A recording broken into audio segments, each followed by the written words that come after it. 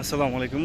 Launch travel with আপনি স্বাগত। সরাসরি আলু কলেস্টার ঘাট থেকে ভিডিওতে দেখতে পাচ্ছেন অ্যাডভেঞ্চার 6 বর্তমানে আলু কলেস্টার ঘাটে আছে। সামনে ঈদে সম্ভবত চাঁদপুর কালীগঞ্জ ইলিশা রুটে যুক্ত হবে আসা যাওয়া চারের বদলে। এর পাশে রয়েছে সোনাত্তরী 3 আলু কলেস্টার ঘাটে। আর এটা হচ্ছে আসা যাওয়া 2। আসা যাওয়া 2-এর ইঞ্জিন চেঞ্জ করা হচ্ছে।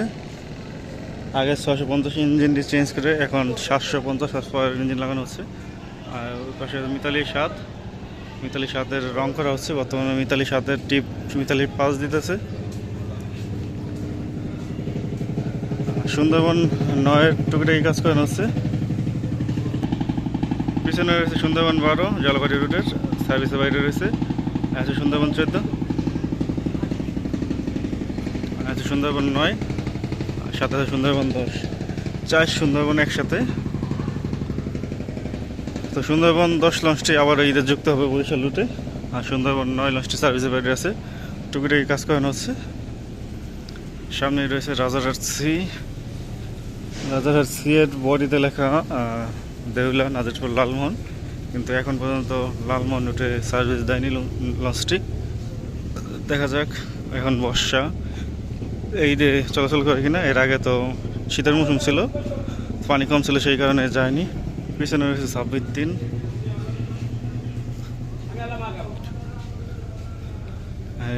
রয়্যাল ক্রুজ 2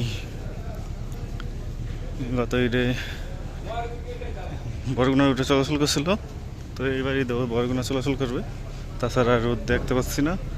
16 মোলাদি রুটের মানিক বাস সাবেক পাতাঘাট রুটে চলাচল করতো। এটা পাতাঘাট রুটটি বন্ধ হয়ে যাওয়ার কারণে 16 মোলাদি রুটে যুক্ত হয়েছে। পিছনে রয়েছে পুবালি 12, আছে তরঙ্গ 7, নাজিরপুর লালমোহন রুটের।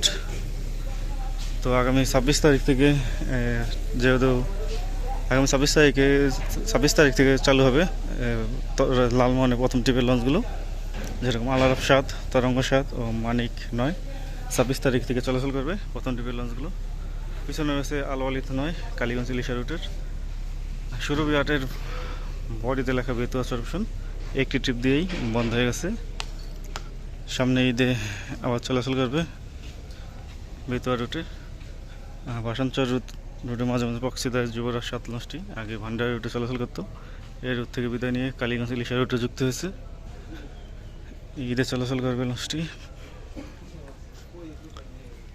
সামনে রয়েছে পটুয়াখালীর বুড়া লঞ্চ সাতরাখানা 1। লালমোহন রুটের মানিক 11 রয়েছে। মোলারহাট ভান্ডার রুটের রাজদূত প্রাইম, ওই পাশে রয়েছে মহারাজ 7 16 মোলাদি রুটের অ্যান্ড আলসাবিন সাতখানো রয়েছে।